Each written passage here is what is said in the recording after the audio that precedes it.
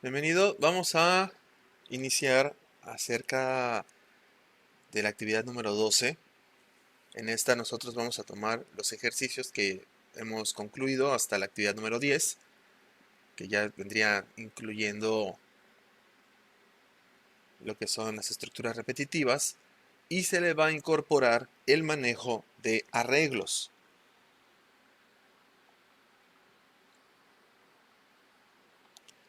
Como observación, los arreglos que se van a buscar implementar pues normalmente van a ser de un mismo tipo de dato. Y aunque podemos hacer uso de strokes, como se vio en la lección, eh, hay que recordar que en Java no están implementados y que tendríamos que estar haciendo uso de una clase para tener esa equivalencia. Entonces, si de momento se busca simplemente generar el arreglo de un único tipo de dato, no hay ningún problema con ello. Sobre todo que los ejercicios que se han estado manejando se prestan a eso, a no requerir de más de un tipo de dato para resolverse. ¿Qué se va a estar entregando para esto? Pues tenemos que actualizar nuestro diagrama de flujo de Raptor y también hacer la actualización de nuestro pseudocódigo, porque, como en su momento les dije, no se incluía en la práctica o en el temario, por así decirlo, el manejo de arreglos como parte del algoritmia, sino hasta la competencia número 4. Entonces, en esta competencia 4 vamos a tener que retomar, vamos a regresar, reaprender y reestructurar nuestros algoritmos. De todas maneras, ustedes cada vez que han detectado que uno de sus algoritmos no está del todo bien, con la experiencia que van ganando, pues lo han corregido y eso se traduce en códigos más funcionales. Entonces, vamos a estar viendo en estas lecciones, retomando cómo incorporar en nuestros diagramas de flujo de Raptor lo que son las estructuras de arreglos, cómo hacerlo también en el pseudocódigo y después cómo aplicarlo, tanto en C++ como en Java.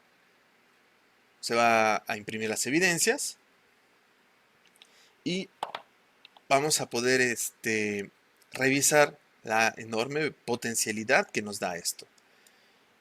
Para calcular el perímetro de un rectángulo vamos a seguir teniendo las restricciones de que ni A ni B pueden ser menores o iguales a 0. Ahora vamos a tener la restricción de que se deberá almacenar en un arreglo y que se deben mostrar todos los datos de entrada y los resultados que se obtienen, pero estos no se van a mostrar mientras se están calculando, sino se va a mostrar cuando acaba la repetición del algoritmo. Por ejemplo, repetir el algoritmo 5 veces. Cuando se acaba la quinta ejecución, entonces se va a presentar un conjunto, un arreglo, una tabla, lo que se quiera poner para mostrar los resultados al final. Esto no sería posible si simplemente estuviéramos manejando variables únicas. Tendríamos que hacer una variable para cada una de estas 5 repeticiones y pues no funciona. En cambio, cuando se almacena todo en un arreglo, ese arreglo, cuando acaba el algoritmo de ir almacenando datos, simplemente le decimos al arreglo, quiero que me vayas devolviendo uno por uno los datos almacenados. Y va a ser nuestra primera forma de almacenamiento de información.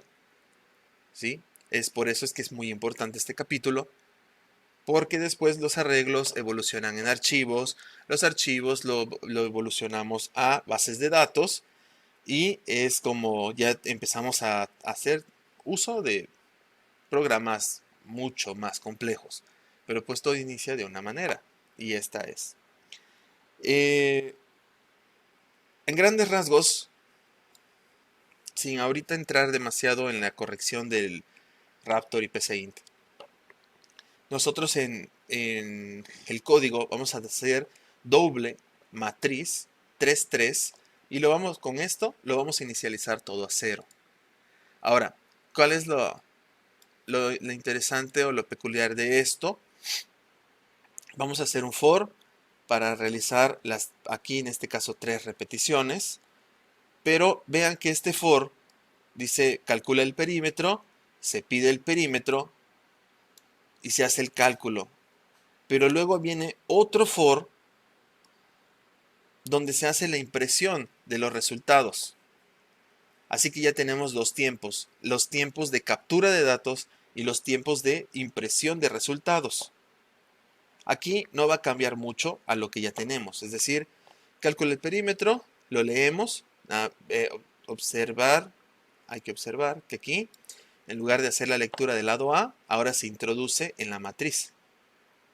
Y después, si este lado que fue leído es mayor que 0, procedo a pedir el lado B. Vemos que aquí se hace la lectura del lado B.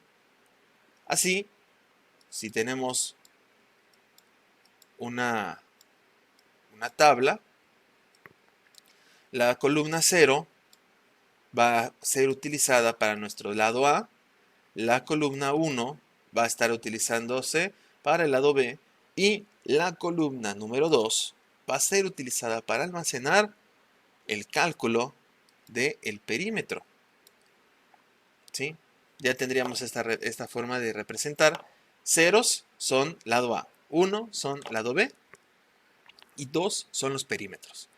Por eso es que aquí vemos que matriz I2 es igual a matriz 0 multiplicado por 2 más matriz 1 multiplicado por 2. O sea, el doble de A por el doble de B.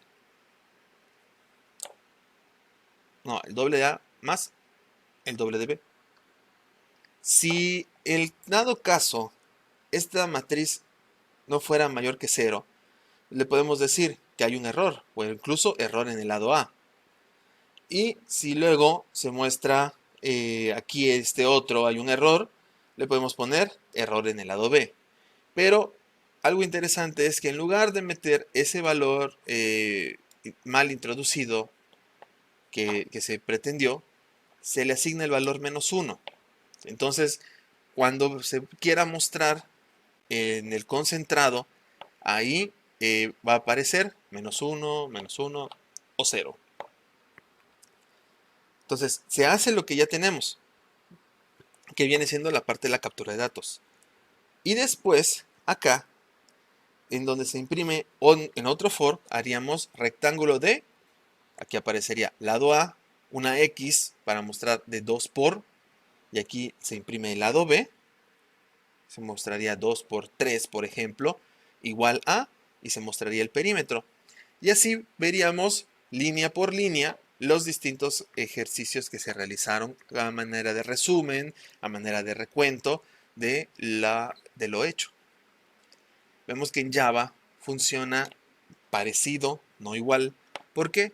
Porque aquí tenemos primero que dimensionar la matriz, aunque ya después hacemos las lecturas, como la hemos estado haciendo, lectura. Aquí hacemos la recuperación para identificar si es mayor que 0. Aquí es la otra lectura. Aquí la recuperación para ver si también es mayor que 0. Después hacemos el cálculo. En dado caso que sea error, marcamos con -1. Y aquí se procede a la impresión. Entonces son bastante equivalentes, son bastante sencillos estos ejercicios, pero los vamos a ir viendo en la práctica. Lo mismo sucedería con el cálculo de la hipotenusa, nada más que aquí, en lugar de repetirse 5 veces, se le va a pedir primero a la persona que indique cuántas veces desea repetir el proceso, que es algo que ya hemos visto con anterioridad. Aquí iniciamos, le decimos que vamos a crear una matriz de 10 por 3. Esto nos puede generar un problema, que eventualmente vamos a lidiar con ello, porque si genero una matriz de 10 filas, quiere decir que estoy esperando poder hacer hasta 10 ejercicios. Si la persona me pide repetir 40, pues yo simplemente no puedo. Entonces, para porque voy a pasarme de la cantidad de ítems que puedo almacenar. Entonces, en el mensaje le podemos decir, se podrá repetir hasta 10 veces el proceso. Ya le preguntamos cuánto desea repetirse. 5, 7, pero él ya está advertido. 10 es el máximo. Pudiéramos hacer una validación de que si no es 10, pues simplemente le digamos, no puedo hacer tu ejercicio. Pero para que entre bien en esta pantalla, pues aquí, hasta aquí llegaría. De la misma manera, ya que está marcado como respuesta, pues hacemos un do. Esto no va a tener demasiada diferencia con el código que vimos hace un momento, ¿sí? Y la única diferencia en cuanto a que no es determinado, sino es indeterminado, sería mientras que la respuesta fuera igual a 0.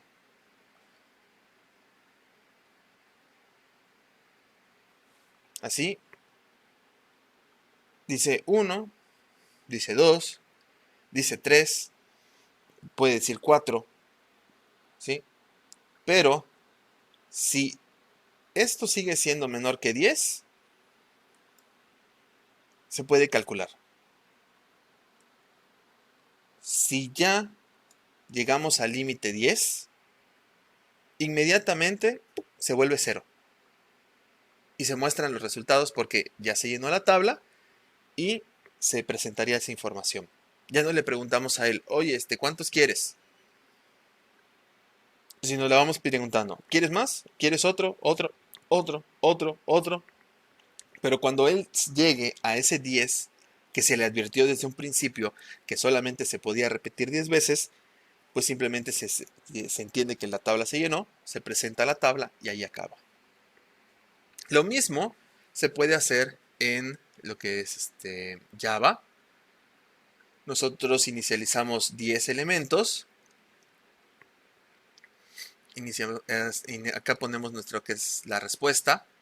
Hacemos la advertencia de que se podrá repetir 10 veces y nos echamos a andar lo que ya tenemos hecho, ¿no?